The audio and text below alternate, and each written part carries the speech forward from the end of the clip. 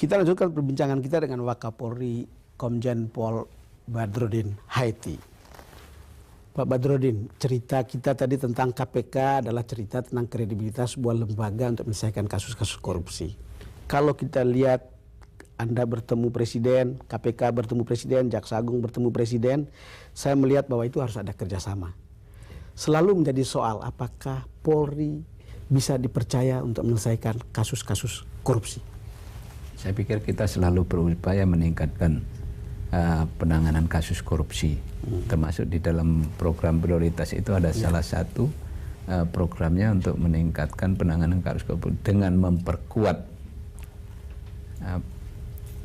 direktorat-direktorat yang menangani kasus korupsi.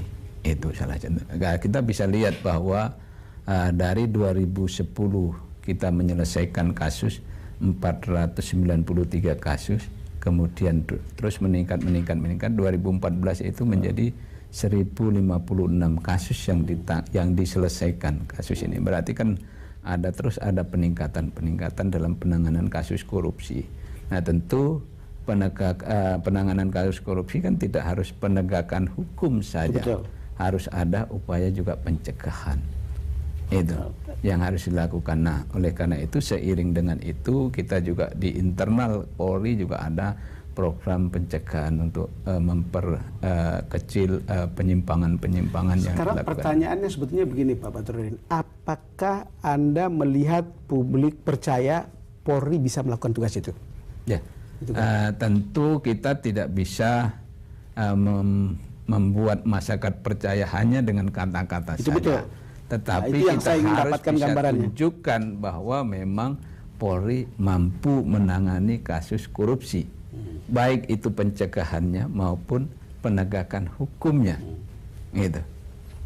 Itu yang harus kita lakukan. Oleh karena itu segala upaya kita harus tingkatkan untuk membangun satu kepercayaan masyarakat terhadap Polri.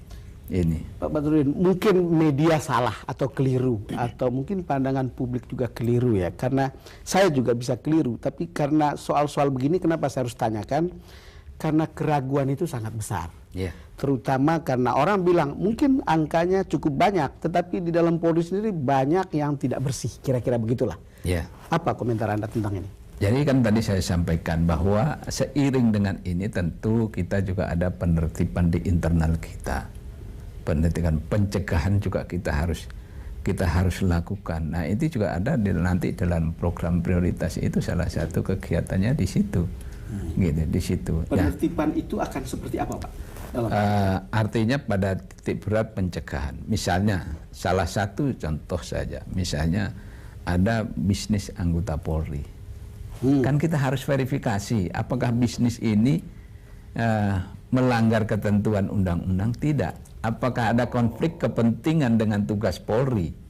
Jadi kalau misalnya saya anggota Polri terus pelihara ikan lele di belakang, itu kan nggak ada kaitannya sama kepentingan tugas Polri. Ya itu yang seperti boleh. Soalnya ini gitu, yang seperti itu boleh. Tapi kalau bisnisnya juga di lingkungan, ini misalnya tugasnya di logistik, misalnya di sarana prasarana, kemudian di situ tempatnya pengadaan barang dan jasa, kemudian bisnisnya juga ikut di situ, ya pasti itu yang tidak boleh. Nah, statement Pak Badrodin ini mengingatkan saya pada isu rekening gendut kemarin soalnya, karena kemudian kan confusing antara bisnis konflik of interest di situ, kira-kira begitu.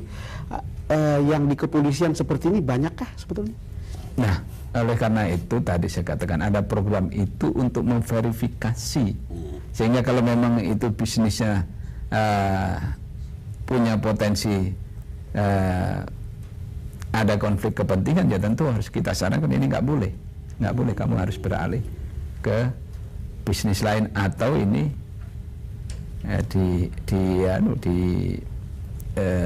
dijual. Gitu. Nah itu yang sebetulnya harus kita tertibkan dari mulai hal-hal yang kecil seperti itu. Jadi karena ada joke Pak Badrodin, saking tidak bersihnya polisi, lalu bilang polisi yang bersih itu cuma 3 katanya. Ada polisi tidur, ada patung polisi, ada Pak Sugeng Santoso almarhum. Patung polisi pun masih ada debunya.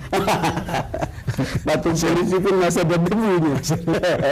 Apa yang ingin Anda katakan sampai kemudian patung polisi pun nggak ada debunya? Itu susah begitu maksudnya. Enggak, artinya karena itu kan stigma masyarakat, stigma masyarakat itu bisa saja. Tapi sebetulnya kalau kita dalami banyak juga yang bersih di internal kita, Pak. Pak Badrudin, ini kan akan sangat tergantung pada vision seorang pemimpin. Yeah. Soal polisi bersih itu akan sangat ditentukan apakah pemimpinnya juga bersih. Dan itu dalam waktu dekat itu di tangan Anda begitu. Yeah. Apa yang Anda pikirkan? Jadi begini, memang di samping tadi ada pencegahan, memang juga perlu ada satu gerakan untuk bisa bagaimana membangun polisi ini yang lebih bersih. Bukan terus bersih sama sekali, lebih bersih dari bersih. Paling tidak ada progres lah, dari waktu ke waktu itu ada progres gitu. Nah, ini juga harus tidak bisa tidak harus ada satu dukungan dari pemerintah, khususnya yang terkait dengan masalah kebutuhan anggaran. Yang menyebabkan PT corruption itu di situ.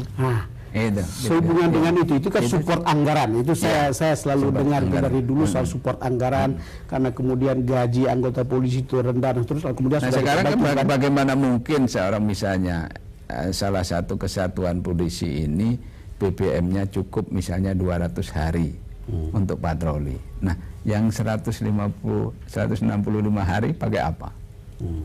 Itu harus jalan kaki. Jalan kaki. Ya. Selama ini kemudian dipakai apa? Ini jadikan satu alasan pembenaran untuk bisa mendapatkan sumbangan masyarakat itu untuk bisa ini Pak kurang patroli bisa dibantu dan lain sebagainya. Nah, itu yang kata Pak Don tadi, lapor hilang ayam jadi kehilangan kambing tadi. Nah itu yang anekdot seperti itu yang membuat. Nah, ini sebetulnya kan bagian dari harus. Sekarang kalau lihat postur anggarannya, ada nggak jaminan untuk setidak-tidaknya lebih baik, lebih bersih begitulah? Ada nggak? Jadi kalau dilihat anggaran kita memang dalam jumlahnya cukup besar. Misalnya tahun 2015 ini 51 triliun. Tetapi 51 triliun itu yang 67% itu belanja pegawai. Artinya 67% belanja pegawai, tinggal 33%. 33 ya. Yang 22% itu yang belanja barang, yang untuk operasional, untuk patroli, untuk kegiatan ini, kegiatan ini. Yang 11% itu untuk pengadaan barang. Saya setuju belanja modal. Kalau lihat polisi di Eropa, di negara maju ya dijamin begitu ya, mestinya baik-baik bukan? Ya. Pemirsa, kami akan segera kembali. Kembali bersama Bapak Wakapolri dalam DBS To The Point. Pak Badrudin, kita bicara soal ISIS. Yeah. Sepanjang yang saya amati dan banyak pengakuan internasional, kepolisian kita hebat dalam menangani terorisme. Yeah. Tiba-tiba kita ketemu dengan soal ISIS. Apa gambaran yang Anda bisa sampaikan? Ya, memang ISIS ini kan satu fenomena dan tantangan ini tantangan global, bukan hanya di Indonesia saja, tetapi seluruh dunia hampir menghadapi hal yang sama. Betul. Nah, itu hal yang sama, baik di Asia, Eropa maupun di Amerika. Australia sendiri kemarin juga seperti itu, bahwa seminar yang terakhir itu bahwa ada peningkatan memang gerakan dari negara-negara ini ke Suriah, ke Suriah atau ke Irak. Itu juga diakui oleh Australia, oleh Malaysia. Nah, ini saya katakan tantangan ini tantangan global, karena ini nanti mungkin 5 tahun, 10 tahun yang akan datang, nggak sampai 10 tahun yang akan datang pasti akan menjadi satu problem yang cukup berat di masing-masing negara. Ini yang saya ingin mau dalami, akan menjadi satu problem soal kenyamanan dan keamanan hidup bersama. Yeah. Tetapi saya tahu bahwa polisi pasti sudah paham betul anatomi atau genealogi dari pengembangan terorisme ini, karena sudah berpengalaman. Lalu kemudian tiba-tiba ada sejumlah orang yang ke sana. Bagaimana pengamatan dan pencegahan yang dibuat oleh kepolisian tentang ini? Nah, sekarang kita tahu bahwa mereka ini pendukung-pendukung dan termasuk kelompok yang teroris yang lalu. Betul. Sebagian itu adalah juga pendukung ISIS ini. Sebagai pendukung ISIS ini. Dan mereka bagian juga ada yang berangkat ke sana, ada yang mendukung di sini. Nah, ini yang harus kita cegah, harus kita ada upaya kontraradikal atau deradikalisasi. Ya. Jadi masyarakat yang belum terpengaruh terhadap paham ini juga harus diberikan penyuluhan yang tepat oleh tokoh-tokoh agama. Nah, kemudian bagi yang sudah berangkat ini, kita sudah punya tahu jaringan-jaringannya, tetapi memang instrumen hukum yang kita gunakan sampai sekarang itu masih menggunakan instrumen hukum yang ada, seperti undang-undang teroris, undang-undang teroris, undang KUHP, nah, kemudian kalau menyangkut media mungkin undang-undang ITE. Nah, baru sebatas itu. Kita pemerintah punya kebijakan melarang ISIS, membatasi ISIS, tapi instrumen hukumnya belum dibangun. Ya, itu sehingga kalau ada seperti yang kemarin dari Malaysia begitu dikembalikan ke Indonesia, kita periksa tidak ada pelanggaran hukumnya, ya kita kembalikan. Nah, makanya Pak Badrodin, ini kan cerita ini semula ketika beberapa waktu lalu, kira-kira 2 atau 3 tahun lalu, orang berpikir ini sesuatu yang tidak ada faktanya begitu. Tiba-tiba di depan kita bahkan ada angka yang mengatakan 500-an warga kita ikut ke sana. Ada angkanya sangat beragam. Itu kan berarti embrio yang tidak kecil untuk kenyamanan dan keamanan hidup kita dalam waktu ke depan ini, Pak. Iya. Nah, justru itu kan saya katakan kita harus berupaya mencegah ini. Pencegahan terhadap masyarakat yang berpengaruh, termasuk juga orang-orang yang sudah menjadi aktif menjadi pengikutnya ISIS ini. Ada beberapa hal yang bisa kita lakukan. Kalau misalnya mereka ini pengikut ISIS kemudian juga terindikasi pelanggaran pidana, ya kita proses. Memang ada beberapa kemarin yang sudah kita tangkap. Kita punya waktu untuk 1 minggu untuk melakukan pemeriksaan. Mungkin ini juga sebenarnya ada beberapa tempat yang kita lakukan penangkapan. Kalau alertnya kepolisian, saya termasuk orang yang percaya kalau soal terorisme ini polisi itu sudah sampai ke detail. Lihat ini, kalau alert di tingkat kepolisian aja sekarang kan sudah tahu anatominya, bukan? Alertnya itu seberapa, Pak? Tinggi, tengah, atau gimana? Ya, ini sudah pada tahap yang harus dengan keras untuk bisa dicegah, gitu. Yang sudah berangkat ke sana dan jelas dia mengangkat senjata di sana, seperti Bahrum Shah, seperti Salim Mubarak At-Tamimi. Ya, kalau sudah seperti itu harus dilakukan penangkalan. Jadi sehingga kalau masuk ke Indonesia dia harus bisa ditangkap atau dicegah. Bisa dicegah. Artinya kalau masuk di imigrasi kan nggak bisa lolos, dia kan harus bisa kita tangkap. Kalau tidak dilakukan penangkalan nanti dia keluar masuk kita juga nggak tahu. Gitu, nggak tahu. Nah, ini juga yang harus ini. Tetapi kan yang ke sana kan bukan hanya itu saja. Ada ibu-ibu juga ada. Ada ibu-ibu, ada anak-anak. Ini bahkan ini kan dalam waktu dekat yang di Turki ini kan juga akan dikembalikan, dideportasi ke Indonesia. Dia tidak mau untuk kembali ke Indonesia, tapi otoritas di Turki mengatakan ini harus dikembalikan ke Indonesia. Ada cerita, Pak Badrodin, soal donatur. Ini kan donatur ini ada yang saya dengar beritanya dari Australia, ada yang dalam negeri yang mengaku donatur. Dan saya kira ada seseorang yang kemudian ditangkapkan tentang itu gitu. Kalau lihat kekuatan-kekuatan ini kan pasti bisa dilacak. Uang itu dari mana asalnya? Ya, ini sementara kita sedang selidiki. Memang mereka sudah mengaku menghimpun dana untuk itu. Tetapi jumlahnya yang harus kita perhatikan, apakah nanti juga ini ada dana sumber dari luar negeri atau hanya cukup dari dalam negeri, ini kan sedang kita kembangkan. Nah kalau di informasi di media kan Itu betul. ada juga dari luar. Ada dari luar. Tapi apakah ini terkait langsung atau tidak? Ini kan harus kita verifikasi dulu, harus kita lidik dulu informasi, kebenaran informasi itu. Nah, sehingga betul-betul memang informasi itu akurat. Ya, Pak Badrudin, kata kunci dari penyelesaian terorisme ini kan adalah deradikalisasi. Yeah. Tapi deradikalisasi itu berhasil kalau kita sejahtera. Kira-kira begitulah, ada good governance, ada kesejahteraan, ada keadilan, begitu. Pandangan Anda tentang ini? Ya, tentu jelas ya, bahwa tingkat kesejahteraan itu juga mempengaruhi. Tetapi kalau saya lihat ISIS ini bukan hanya masalah kesejahteraan, tetapi sudah menyangkut masalah ideologi. Oleh karena itu yang berangkat ke Suriah itu mengatakan dia hijrah, dia hijrah ke sana. Bukan pergi apa gitu, tapi namanya hijrah. Ya, hijrah ke sebuah negara, khilafah yang ada di sana. Yang ada di sana. Nah ini kan yang menjadi bagaimana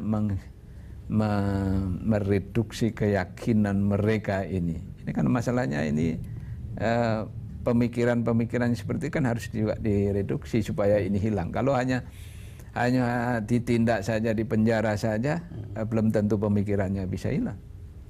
Terasa nggak Pak Badrudin bahwa kalau soal terorisme ini publik serahkan nasibnya pada Polri untuk kemudian aman dan nyaman hidup? Terasa nggak? Ya terasa, kan kita juga tidak mau seperti negara-negara yang di Asia Selatan seperti Pakistan gitu. Betul. Itu kan kita tidak mau. Oleh karena itu kita harus strict dalam menegakkan pelanggaran hukum yang seperti itu, aksi-aksi yang seperti itu. Dan ini barangkali kalau dibandingkan tahun-tahun yang lalu ini lebih kejam dan lebih. Ya kalau lihat modusnya. Karena mengerikan. Ideologi mereka berbeda. Ideologi mereka ini kan paham mereka itu paham takfiri kan. Jadi siapa saja yang tidak sependapat dengan mereka itu ada kafir, bisa diperangi. Ini termasuk juga orang Islam sendiri, termasuk juga. Pak Badrudin, kita akan lanjutkan perbincangan kita. Pemirsa, kami akan segera kembali. Kita lanjutkan perbincangan kita dengan Wakapolri Badrudin Haiti. Pak Badrudin, ini cerita yang mungkin nggak enak, tetapi itu publik sudah tahu soal rekening gendut di kepolisian, dan itu melibatkan sejumlah perwira tinggi. Apa yang ingin Anda katakan tentang ini? Ya, saya sebetulnya sudah berapa kali sampaikan, kalau saya, itu betul. Saya berapa kali sampaikan bahwa memang waktu yang lalu tahun 2000, waktu saya calon Kapolri tahun 2013 sama Pak Tarman itu kan saya verifikasi LKPN. Saya jelaskan di KPK, silakan cek apakah ini, karena hasil verifikasi dan penyelidikan yang di Bareskrim kan sudah diserahkan ke PPATK. Nah, tetapi kan supaya juga KPK juga bisa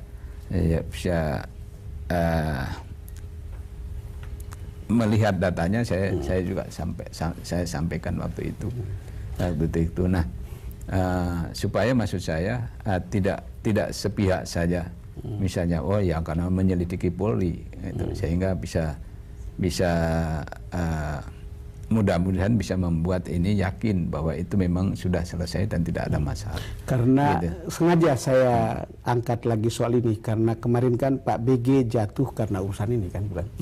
Jadi sampai diajukan Presiden ke DPR, tapi kemudian pada saat yang bersamaan KPK menetapkannya sebagai tersangka. Saya berusaha untuk tidak percaya bahwa sejarah itu akan berulang, khawatir bahwa itu akan bisa terjadi kepada Pak Badrudin Haiti tentang ini. Ya, mudah-mudahan sih tidak. Mudah-mudahan sih tidak. Itu karena sekarang saya yakin bahwa saya sudah berikan itu. Berikan itu. Karena ceritanya kan di media juga nama Bapak kan ada kan, termasuk perwira tinggi yang punya rekening gendut pada saat itu. Yang Anda ingin clarify tentang ini apa? Memang ada beberapa item, misalnya yang taruhlah yang besar itu kan itu adalah masalah asuransi. Asuransi polis asuransi saya itu dibayar oleh istri saya.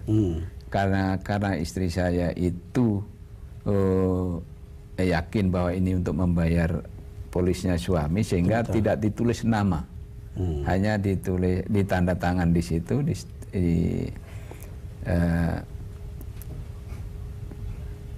di struknya itu di bukti setorannya itu ditanda tangan, kemudian nomor handphone. Jadi seolah-olah ini dibayar oleh pihak ketiga. Seolah-olah dibayar oleh pihak ketiga, tapi kan selalu ada pertanyaan, maaf Pak, itu orang akan mengatakan duitnya dari mana? Duitnya dari deposito istri saya. Deposito istri saya itu duitnya dari hasil kerjasama kerja properti di Surabaya. Ada jelas alirannya, ada jelas. Jadi ada jelas. Tidak akan terulang lah sejarah tiba-tiba Anda nanti diloloskan ke situ. Atau mungkin KPK juga sudah belajar ya. Ternyata dalam cicak versus buaya kemarin agak beda nih. Polisi punya taji lebih besar, bukan begitu Pak? Begini Pak. Dari kasus ini kan bisa kita ambil hikmahnya. Betul. Ternyata kalau siapa saja, kalau yang kita cari kesalahannya, ternyata ada kesalahannya. Gitu. Apakah kita mau seperti itu? Gitu. Mau seperti itu kan? Ya, menurut saya sudahlah, cukup sampai di sini saja. Kita perbaiki ke depan apa yang harus kita lakukan ke depan untuk bisa membuat negara ini lebih baik. Ya. Tadi menarik pernyataan Pak Badrodin tentang kalau kita cari kesalahan orang, kita cari-cari ada saja kesalahan. Dan itu yang terjadi misalnya dengan KPK. Ini cerita yang ada di luar Pak. Seolah-olah kepolisian itu mencari-cari kesalahan. Dan sebetulnya tidak mencari-cari Pak. Dengan adanya kasus seperti ini, orang datang melapor. Orang datang melapor. Itu pun sudah banyak kita cegah. Kalau tidak, ya kita kewalahan juga mengurusi yang seperti itu. Mengurusi itu. Gitu. Jadi bisa saja momentum seperti ini, orang yang tadinya tidak suka melaporkan sesuatu yang mungkin waktu itu ada ketidakberanian, gitu. Karena ada beberapa contoh pengacara agak vokal dikit, hari ini ada temuan dikit dijadikan tersangka, ini begini. Nah, ini membuat satu orang tidak berani terus terang waktu itu. Nah, begitu ada kasus ini, ya semua rame-rame melaporkan. KPK memang menakutkan untuk siapapun pada waktu itu. Ini yang nggak boleh. Sehingga silahkan saja sepanjang itu tidak melakukan korupsi, ya go ahead saja. Gitu. Pak Badrodin, kita sampai pada ujung diskusi kita. Apa yang ingin Anda katakan? Ya, begini, kita tentu punya komitmen untuk memperbaiki Polri ke depan. Kalau misalnya waktu memang cukup panjang, paling tidak ada progres dari waktu ke waktu. Nggak mungkin ini terus-terusan akan seperti ini. Kita harus bangkit, kita harus memperbaiki diri untuk bisa melakukan amanat rakyat ini, amanat undang-undang ini dengan sebaik-baiknya. Baik itu masalah penegakan hukumnya, masalah pelayanannya, masalah perlindungannya kepada masyarakat itu tetap harus ditingkatkan. Oke. Terima kasih Pak Badrodin atas kehadiran Anda dalam DPS To The Point. Pemirsa, demikian perbincangan kami dengan Wakapolri Komjen Polisi Badrodin Haiti. Kita akhiri DPS episode kali ini dan kita akan jumpa lagi dalam DPS To The Point episode berikutnya.